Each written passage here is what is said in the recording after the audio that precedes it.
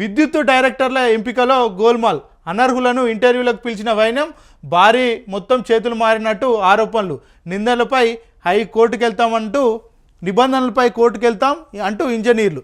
ఇక ఒకరి అర్హత లేవు, మరొకరికి మూడింటిలో 2 అర్హతలు లేవు.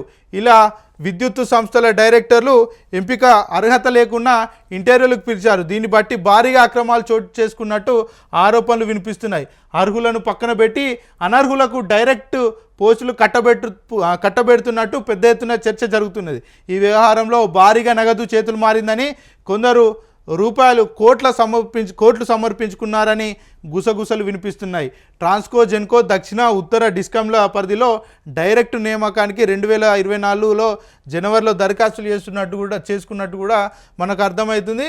ఈ ఏదైతే విద్యుత్ డైరెక్టర్ల ఎంపికలనే గోల్మాల్ కాదు, చాలా సందర్భాల్లో కూడా మనం చూసినాం.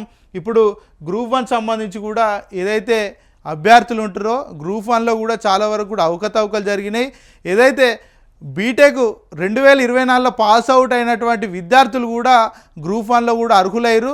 మరి మేము ఏళ్ళకేళ్ళు చదువుతున్నాం, మాకు యూపీఎస్సీలో కూడా మంచి ర్యాంక్ వచ్చింది, ఈ నేపథ్యంలో మాకు ఇంకా ఎక్కువ ర్యాంక్ రావాల్సింది, కేవలం ఎంత 100 మార్కులు 70 మార్కులు వచ్చినాయని చాలామంది విద్యార్థులు చెప్తున్నారు. దాంట్లో న్యూమరికల్గా చాలా వరకు బయటపడుతున్నాయి. ఏంటంటే హాల్ టికెట్లు సీరియల్గా ఉన్నట్టు, ఇంకో విధంగా 17-18 సెంటర్లో కూడా పూర్తి మొత్తంలో కూడా ఏదైతే అందులో ఉన్నటువంటి విద్యార్థులు ఎక్కువ శాతం కూడా మరి క్వాలిఫై అయినట్టు కూడా చాలామంది నిరుద్యోగులు కూడా చెప్తున్నటువంటి పరిస్థితులు మనం చూసినాం.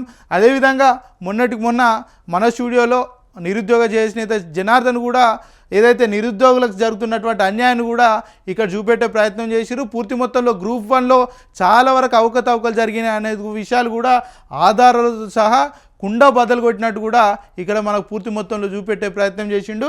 అంటే కాంగ్రెస్ పార్టీ మొదటి నుంచి అంటే చాలామంది అంటుంటారు కదా, కాంగ్రెస్ పార్టీలో అవినీతిమయం ఎక్కువ ఉంటుంది, అవినీతిగా కాంగ్రెస్ పార్టీ మొదటి స్థానంలో నిలుస్తాయని చెప్తారు. మరి వాస్తవంగానే అలాంటి పరిస్థితులే నెలకొన్నట్టు కూడా మనకు అర్థమవుతుంది. మరి వీళ్ళు ఇస్తానటువంటి ఏదైతే 2 లక్షల ఉద్యోగాలు దేవుడెరుగు, కానీ ఇచ్చేటువంటి ఉద్యోగాల్లో కూడా ఎలాంటి కులమానాలు పాటించకుండా వాళ్ళకు సంబంధించిన వాళ్ళకో లేకపోతే డబ్బులు పెట్టినటువంటి వాళ్ళకో ఉద్యోగాలు వస్తున్నట్టు కూడా ఏదైతే కొంతమంది నిరుద్యోగులు అయితే ఆవేదన వ్యక్తం చేస్తున్నారు. చాలా సందర్భాల్లో కూడా మన వైఆర్ టీవీలో కూడా చాలా వాయిస్లు కూడా ఇచ్చారు. మొత్తానికైతే జీవో నెంబర్ 29 అంశం కూడా, అదేవిధంగా జీవో నెంబర్ 31 సంబంధించి ఉద్యోగులు కూడా చాలా పెద్ద ఎత్తున వాపోతున్నారు. తెలంగాణలో ఏదైతే కాంగ్రెస్ పార్టీ మొదటి నుంచి చెప్తున్నది నిరుద్యోగుల ప్రభుత్వం, నిరుద్యోగులు తెచ్చినటువంటి ప్రభుత్వం ఇది, నిరుద్యోగులు చేయబట్టే మా ప్రభుత్వం ఈరోజు మరి ప్రభుత్వం కూడా వచ్చింది, ఈ నిరుద్యోగులు చేయబట్టే కాంగ్రెస్ ప్రభుత్వం బతుకుతున్నదని చెప్తున్నారు. అలాంటి నిరుద్యోగులను మరి ఈరోజు గొంతు నొక్కి వాళ్ళ పీక విసికే ప్రయత్నం అయితే కాంగ్రెస్ సర్కార్ అయితే చేస్తుంది. ఒకసారి ఆలోచించాలి. ఈరోజు కనుక నిరుద్యోగులు కనుక ఒకవేళ ఏదైతే నిరుద్యోగ చైతన్య యాత్ర పెట్టకుంటే కాంగ్రెస్ పార్టీకి ఏ విధంగా ఓట్లు వస్తుండే, కాంగ్రెస్ పార్టీ ఎక్కడికి పోతుండే, థర్డ్ స్థానంలో ఉంటుండే. కేవలం నిరుద్యోగులు కాంగ్రెస్ పార్టీ వస్తే మాకు అంటే సంవత్సరానికి 2 లక్షల ఉద్యోగాలు వస్తాయి, మా అందరికి కూడా నిరుద్యోగ భృతి వస్తుంది, మేము చాలా సంతోషంగా ఉండొచ్చు, అశోక్ నగర్లో రాహుల్ గాంధీ కూడా వచ్చి మాకు హామీ ఇచ్చిండు అని వాళ్ళు మీ అందరికీ గంపగుద్దినట్టు ఓట్లు వేయించారు. మరి ఈరోజు మీరు అధికారంలోకి వచ్చిరు, కాకపోతే వాళ్ళందరినీ కూడా మీరు ఉద్యోగులు అయ్యారు, వాళ్ళందరినీ నిరుద్యోగులు చేసారు.